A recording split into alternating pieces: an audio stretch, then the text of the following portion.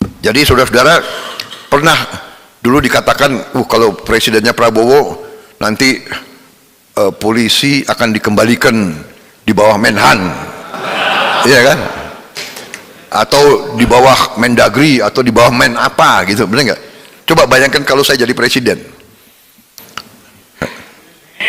Enggak, ini tunggu. Jangan.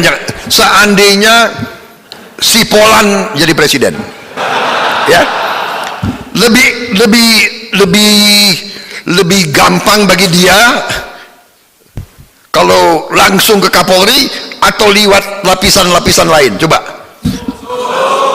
iya kan? Pakai logika.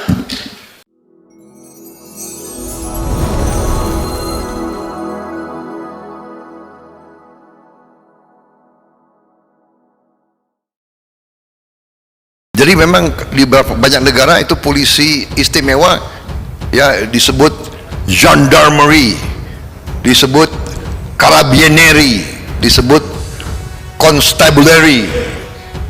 Itu ya istilah itu sebagai angkatan keempat sebetulnya. Dan kita sempat punya dulu sistem bahwa polisi itu angkatan kepolisian, dan pemimpinnya dulu Menteri Panglima Angkatan Kepolisian. Saudara-saudara, cukup saya bicara, saya kira, tentang pertahanan, ya, tidak terlalu rinci. Sekarang saya injek bagian terakhir dari ceramah saya. Kemana kita akan pergi? Kemana kita akan pergi? Saudara-saudara, kita sekarang ekonomi ke-16 di dunia, dan semua angka menunjukkan bahwa kita menuju ke ekonomi ke-8, ke-7. Jadi nanti mungkin presiden kita bukan G20 lagi, dia akan ikut di G8 atau G7, ya. Jadi kalau kita lihat, masalahnya adalah kalau kita keluar dan prestasi pemerintah di bawah Pak Jokowi sebenarnya sudah benar-benar dikagumi oleh seluruh dunia. Kita sekarang inflasinya 4%. Coba lihat di negara mana di dunia 4%. Yang lebih baik dari kita mungkin Cina, Tiongkok, 1,8%. Tapi sistemnya Tiongkok kan lain, ya kan? Mungkin ada pengusaha mau naikin harga, dipanggil aja, turunin, besok dia langsung turun, ya kan? Kalau nggak turun, ya hilang untuk setahun.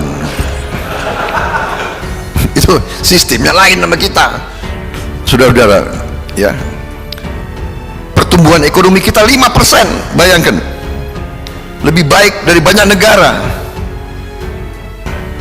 Inggris aja 0,2, Singapura yang dari dulu selalu kita kagum 0,4.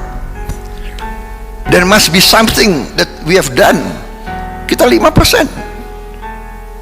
Hanya kelemahan kita sebagai bangsa, sering tidak mau mengakui keberhasilan kita sendiri. Nggak tahu, mungkin terlalu lama dijajah kita kali, ya. Jadi kita ini minder, apa itu, ya, punya rasa rendah diri.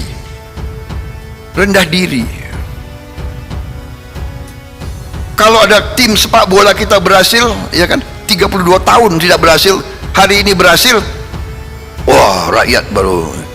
Sekarang ini pemerintah kita berhasil, tapi banyak yang tidak mau mengakui. Kapten kesebelasan kita, ya, Pak Jokowi, ya kan?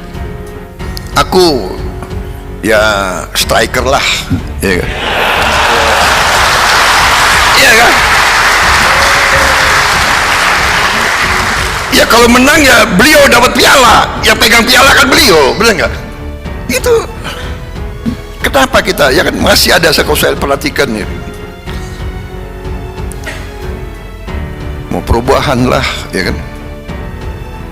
Kalau sudah bagus, bukan perubahan yang kita mau, tapi peningkatan kemajuan, perbaikan apa yang sudah ada, kan begitu. Tapi saya nggak boleh kampanye di sini, ya, jangan. Nanti dimonitor lagi. Saya tegaskan di sini, ya, saya bicara kebangsaan. Saudara-saudara, coba kalau kita mau meningkat negara maju, walaupun 5% hebat, 5% tidak akan cukup. Saudara-saudara, kalau Anda lihat ya, warna-warna itu, yang gelap itu 7%.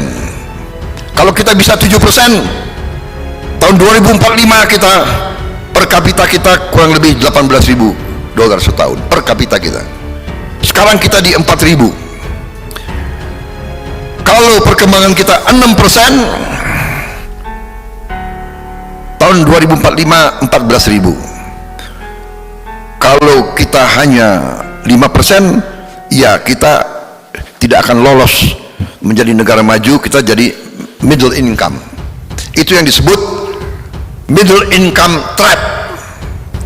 Jadi kita harus 6-7%.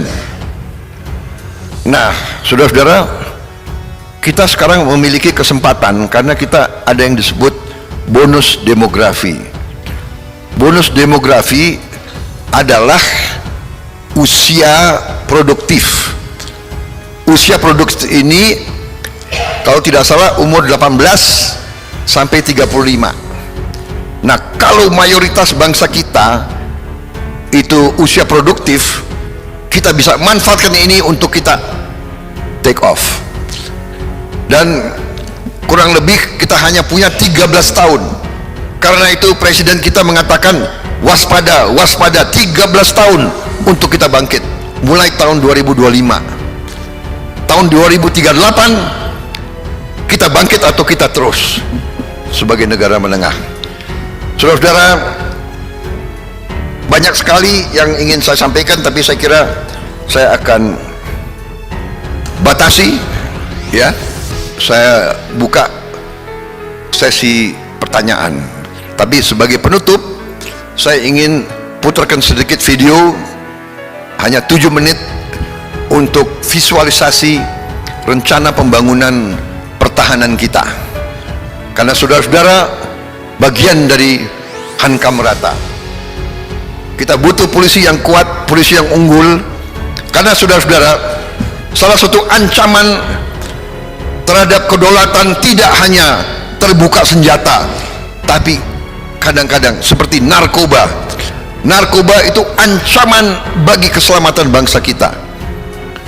Kalau tidak salah, kalian yang tahu angka yang lebih akurat, saya pernah disampaikan oleh profesor dari UI bahwa hampir 5 juta penduduk kita terpapar narkotika. Hampir 5 juta, sebesar Singapura. Bayangkan, kalau ini tidak kita hentikan, kalau ini terus naik, bayangkan kita 15 tahun lagi, 20 tahun lagi, yang kita harus take off, tapi usia produktif kita kena narkoba. Karena ini, saudara-saudara, kalian di garis depan, kalian yang akan menentukan Indonesia jadi negara hebat atau negara lumpuh. Bayangkan kalau anak-anak muda kita terpapar narkoba, we cannot do anything. Sekarang saya minta dipaparkan visualisasi sistem pertahanan kita. Begitu saya jadi Menteri Pertahanan, saya dipanggil Presiden. Beliau katakan, Menhan, saya minta rencana 25 tahun. Tolong disusun rencana 25 tahun. Saya susun, tiap 2-3 bulan beliau tanya, bagaimana Menhan, sudah jadi? Sebentar Pak. Begitu jadi, saya susun, dan inilah kita beri nama Perisai Trisula Nusantara, karena ini pertahanan Trisula, yaitu 3 angkatan ya. Karena saya tidak bertanggung jawab atas kepolisian ya. Jadi saudara-saudara, pernah dulu dikatakan, kalau presidennya Prabowo nanti polisi akan dikembalikan di bawah Menhan, iya kan? Atau di bawah Mendagri atau di bawah Men apa gitu, benar nggak?